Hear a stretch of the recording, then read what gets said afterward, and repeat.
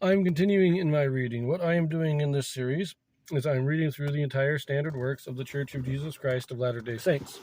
This consists of the Bible, the Book of Mormon, the Doctrine and Covenants, and the Pearl of Great Price.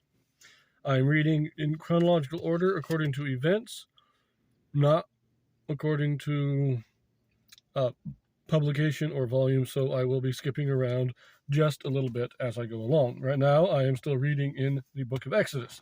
This will be chapter 15.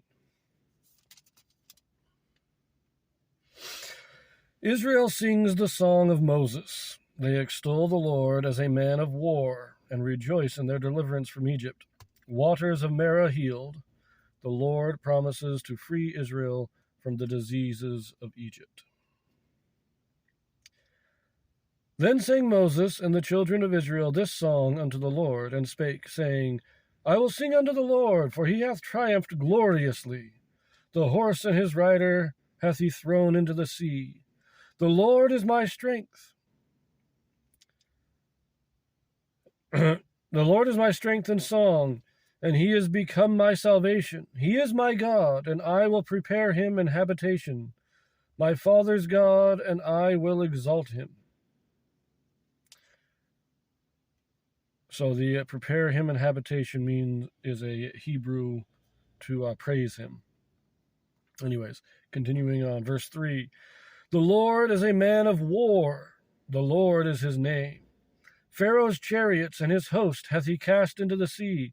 His chosen captains also are drowned in the Red Sea.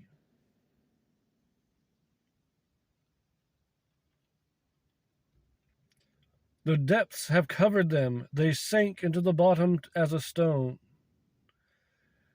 Thy right hand, O Lord, is become glorious in power. Thy right hand, O Lord, hath dashed in pieces the enemy, and in the greatness of thine excellency thou hast overthrown them that rose up against thee. Thou sentest forth thy wrath, which consumed them as stubble.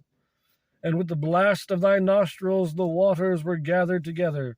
The floods stood upright as an heap, and the depths were congealed in the heart of the sea. The enemy said, I will pursue, I will overtake, I will divide the spoil. My lust shall be satisfied upon them. I will draw my sword, my hand shall destroy them. Thou didst blow with thy wind. The sea covered them. They sank as lead in the mighty waters. Who is like unto thee, O Lord, among the gods? Who is like thee, glorious in holiness, fearful in praises, doing wonders? Thou stretchest out thy right hand, the earth swallowed them. Thou in thy mercy hast led forth the people which thou hast redeemed. Thou hast guided them in thy strength unto thy holy habitation. The people shall hear and be afraid. Sorrow shall take hold on the inhabitants of Palestina. Then the dukes of Edom shall be amazed. The mighty men of Moab, trembling shall take hold upon them. All the inhabitants of Canaan shall melt away.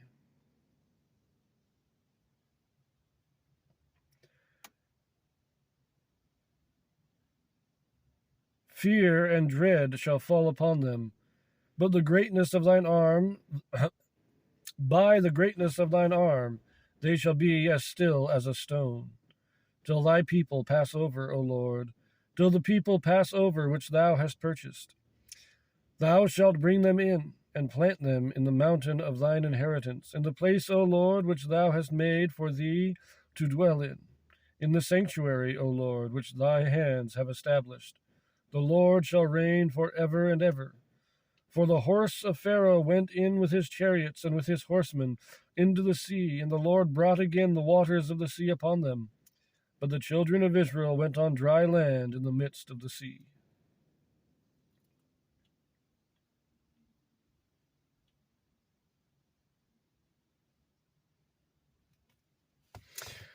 So, there you go. That is the Song of Moses. Now, it's not really a song praising Moses. I think it's a song written by Moses. But I like that it kind of recounts how God brought them out of Egypt talking about the winds, with the blast of his nostrils. I love that phrase. With the blast of his nostrils, the waters were gathered together. So it's recounting how the Lord saved Egypt, but not Egypt, Israel from Egypt. But it's also looking forward and saying, because we know that God is powerful, that he can do these things, we know that everybody else is going to tremble before us. We are going to go and claim what God has promised us, and nobody can stand in our way. He mentions Philistina, that's the land of the Philistines.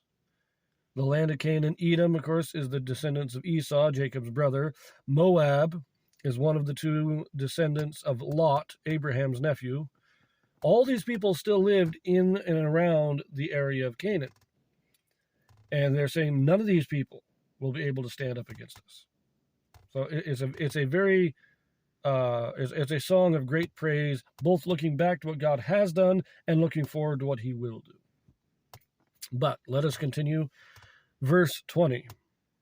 And Miriam the prophetess, the sister of Aaron, took a timbrel in her hand, and all the women went out after her with timbrels and with dances. And Miriam answered them, Sing ye to the Lord, for he hath triumphed gloriously. The horse and his rider hath he thrown into the sea. So Moses brought Israel from the Red Sea, and they went out into the wilderness of Shur. And they went 3 days in the wilderness, and found no water. So this is the first time we're getting Miriam's name. Remember when Moses was hidden in the reeds as a child, it said his sister watched. Didn't name her, though. This is the first time we're reading Miriam's name. And she leads the women in celebrating. Moses led the men in singing praises. Miriam is leading the women in singing praises. She is also a prophetess. She is a high-ranking person within the camp of Israel. But it says they went into the wilderness of Shur for 3 days and found no water. Now, they probably brought some water with them, but after 3 days, their stores are probably getting low and they are looking for water. Verse 23. And when they came to Marah, they could not drink of the waters of Marah, for they were bitter. Therefore the name of it was called Marah. Marah means bitterness. Verse 24. And the people murmured against Moses, saying, What shall we drink? And he cried unto the Lord, and the Lord shewed him a tree, which when he had cast into the waters were made sweet. There he made for them a statute and an ordinance, and there he proved them, and said, If thou wilt diligently hearken to the voice of the Lord thy God, and wilt do that which is right in his sight, and wilt give ear to his commandments, and keep all his statutes, I will put none of these diseases upon thee, which I have brought upon the Egyptians. For I am the Lord that healeth thee. And they came to Elim, where were 12 wells of water, and 70 palm trees, and they encamped there by the water. Okay, so we're seeing the first signs of the Israelites' murmurings and complainings in the wilderness. They travel for 3 days. They don't find any water. They finally come to a place where there is water, but they can't drink it because it has become poisonous. And this does happen. Water can go bad. And so they start murmuring, start complaining, and God tells Moses, well, take this tree and chuck it in there. And when he does, it heals the water and it makes it drinkable. And Moses goes to the people and says, look, this is what God is able to do for you. Stop murmuring, listen, do what he tells you to do, and everything will be fine. But, as we will see in coming chapters, they don't exactly listen. So, I will see you in my next video.